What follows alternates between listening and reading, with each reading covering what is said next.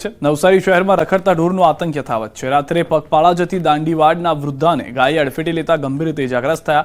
વૃદ્ધા પરિજનની ખબર કાઢવા માટે ગયા હતા। ત્યાંથી પરત ફરતી વખતે અચાનક ગાય આવીને વૃદ્ધાને દૂર ફેંકી દીધી।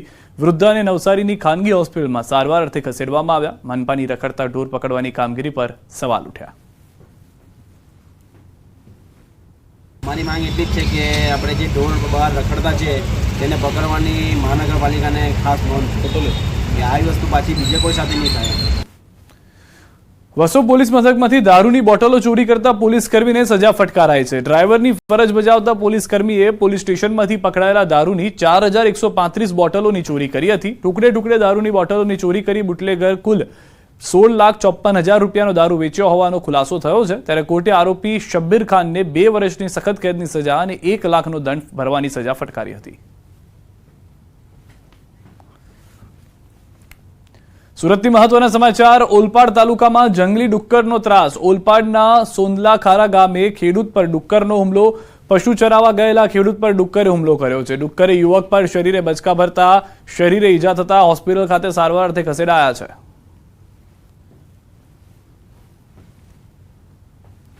એ ડુક્કરનો ત્રાસ એટલો બધો વધી ગયેલો છે કે રાતના ખેતર જવું હોય તો બી તકલીફ પડે એવું છે। એકલા તો ખેતર જવાતું જ નથી હવે।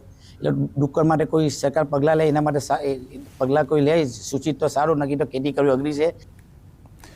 તો સુરતમાં આદમખોર દીપડાનો પણ આતંક છે। ખેતરમાં કામ કરતા મજૂર પર કર્યો હતો હુમલો। બારડોલીના ઉતારા ધામડોદ સીમની ઘટના છે। દીપડાના હુમલાથી લોકોમાં ભયનો માહોલ છે। આંબાવાડીમાં કામ કરતા મજૂર પર દીપડાના હુમલાથી સ્થાનિક લોકોમાં ફફડાટ જોવા મળ્યો। લોકોએ કહ્યું કે અગાઉ પણ આવી ઘટના બની હતી, ત્યારે ફરી દીપડાના હુમલાથી વન વિભાગ સતર્ક થઈ ગયું છે।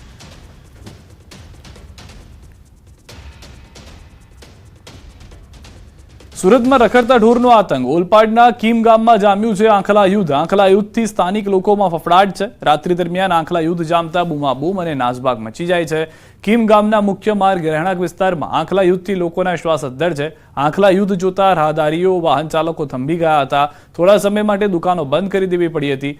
લોકટોળાઓએ આંખલાઓએ લાકડાઓના સપાતા મારી અને છૂટા પાડી દીધા હતા। રહેણાંક વિસ્તારથી દૂર ભગાડ્યા હતા। ત્યારે લોકોએ કહ્યું કે કીમ ગામમાં અવારનવાર જોવા મળે છે આંખલા યુદ્ધ। રખડતા ઢોર, ડુક્કર, શ્વાન, આંખલાઓનો ત્રાસ વધતો જાય છે।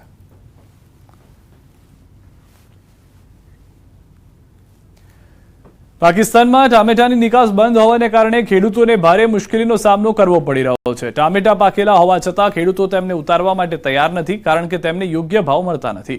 હાલ ટામેટાના ભાવ માત્ર 2 રૂપિયા કિલો સુધી પહોંચી ગયા છે। મહેસાણાના કડીના ખાખરિયા ટપ્પા વિસ્તારમાં 20થી વધુ ગામડાઓમાં ઉગાડવામાં આવ્યા છે ટામેટા, અને આ ટામેટા સમગ્ર ભારતમાં વિતરિત થાય છે।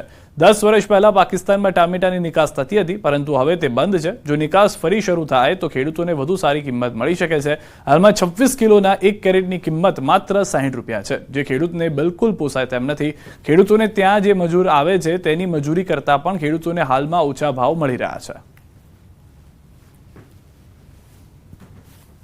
અત્યારે ભાવ માર્કેટમાં લઈ જાય તો જમાલપુર માર્કેટમાં લઈ જઈએ તો 70-80 રૂપિયા, તો 60 રૂપિયા ખર્ચો લાગે તો 20 રૂપિયા વધે। એના તો અહીંથી ડાયરેક્ટ ખેડૂત 30-40માં કેરેટ આપી દે, એટલે ભાડા ખર્ચા ના નીકળે એના હિસાબથી। બહાર નિકાસ થાય તો ખેડૂતને 5 પૈસા વધારે મળે એમ। મજૂરી વીઘે અમારે તો લગભગ 25,000 રૂપિયા તો મજૂરી ખર્ચો થઈ જાય। આ બાંધવાનું, દોરી ને એવું બધું। તારને દંડાની ઓ લાવી એટલે 30 રૂપિયા તો અમારે દંડો આવે છે। તાર 100 રૂપિયા કિલો, એ બધું ગણવી એટલે અમારે વીઘે 40,000 રૂપિયા ઈ અને 15,000 રૂપિયા ઉધડ હાલે જમીનની વીઘે।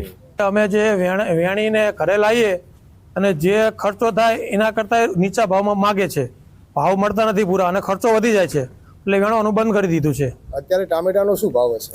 અત્યારે 20થી 30 રૂપિયા માગે છે। સૌરાષ્ટ્રનું અગ્રીમ ગણાતું ગોંડલ માર્કેટિંગ ઘઉં અને ચણાની આવકથી ઉભરાયું છે। યાર્ડમાં ઘઉં અને ચણાની સિઝનની રેકોર્ડ બ્રેક આવક નોંધાઈ હતી। યાર્ડમાં ઘઉંના 1.25 લાખ કટ્ટાની તથા ચણાની 70થી 80,000 કટ્ટાની આવક થવા પામી હતી। યાર્ડ બહાર 1600થી વધુ વાહનોની નોંધણી થવા પામી હતી। હરાજીમાં ઘઉંના 20 કિલોના ભાવ ₹470થી 650 સુધીના બોલાઈ રહ્યા હતા, જ્યારે દેશી ચણાના 20 કિલોના ભાવ ₹900થી 1050 સુધીનો બોલાયો હતો। યાર્ડના સત્તાધીશો દ્વારા ઘઉં અને ચણાની આવકને લઈને અન્ય જાહેરાત ન કરવામાં આવે ત્યાં સુધી આવક સદંતર બંધ કરવામાં આવી છે. સમગ્ર સૌરાષ્ટ્રભરમાંથી ખેડૂતો પોતાની જણસી વેચવા માટે ગોંડલ માર્કેટિંગ યાર્ડમાં આવતા હોય છે. આજે આવક ચાલુ કરતા ઘઉંની આવક 1 લાખ થી 1.25 લાખ જેવા કટા ઘઉંની આવક થઈ છે.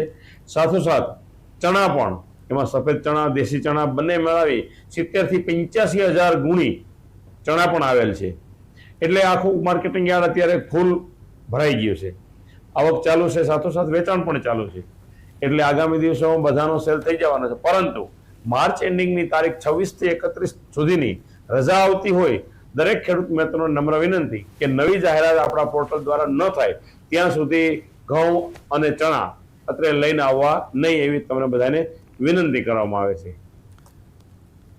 રંગીલા રાજકોટમાં રોગચાળો વકર્યો છે. ડબલ ઋતુના કારણે રોગચાળો વકર્યો છે. ખાનગી અને સરકારી હોસ્પિટલો ઉભરાઈ છે. શરદી, ઉધરસ, તાવ, ઝાડા ઉલટીના કેસ વધ્યા છે.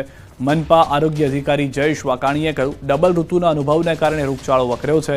તાપમાનને લઈને મનપા દ્વારા ગાઈડલાઈન જાહેર કરવામાં આવી છે. ભારે તાપમાં કઈ રીતે પોતાને સાચવી શકો, મનપા દ્વારા ગાઈડલાઈન જાહેર કરવામાં આવી છે.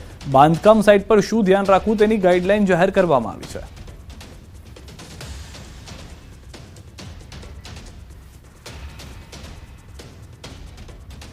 કલાકારોના સન્માન વિવાદ પર બોલ્યા શંકર ચૌધરી. કલાકારોને અન્યાય મુદ્દે ગૃહમાં અધ્યક્ષનો જવાબ. પિક્ચરના કલાકારોને બોલાવવાના બાકી. પિક્ચરના કલાકારોમાં તેમને પણ બોલાવીશું. અમિત ચાવડાએ ગૃહમાં ઉઠાવ્યો હતો મુદ્દો. અમિત ચાવડાને અટકાવી અધ્યક્ષે જવાબ આપ્યો. તો હાલમાં જે જાણકારી મળી રહી છે, જે રીતે વિક્રમ ઠાકોર નારાજ હતા, તેઓએ કહ્યું હતું કે કેટલાક લોકોને બોલાવ્યા પરંતુ તેમને અને તેમના સમાજમાંથી કોઈને આમંત્રણ આપવામાં નથી આવ્યું, જેને લઈને પહેલેથી જ કોંગ્રેસ આક્રમક જોવા મળી રહ્યું છે. ગૃહમાં અધ્યક્ષને આ સવાલ પૂર્ણ થાય તે પહેલા જ અધ્યક્ષે જવાબ આપી દીધો છે. કલાકારોના સન્માન પર શંકર ચૌધરીએ જવાબ આપ્યો છે. પિક્ચરના કલાકારોને બોલાવવાના બાકી છે. પિક્ચરના કલાકારોને પણ બોલાવીશું. અમિત ચાવડાએ ગૃહમાં જે સવાલ ઉઠાવ્યો હતો તેમને અટકાવીને અધ્યક્ષે જવાબ આપી દીધો છે. કલાકારો જે અત્યારના આવ્યા હતા તે પિક્ચરના કલાકારો ન હોવાની સ્પષ્ટતા પણ થઈ ચૂકી છે. સૌથી વધારે મહત્વની વાત એ છે કે પિક્ચરના કલાકારો હવે આવશે અથવા તો જે પિક્ચરના કલાકારોને બોલાવવામાં આવવાના છે તેમાં વિક્રમ ઠાકોરનું પણ નામ હોઈ શકે છે. સમાચાર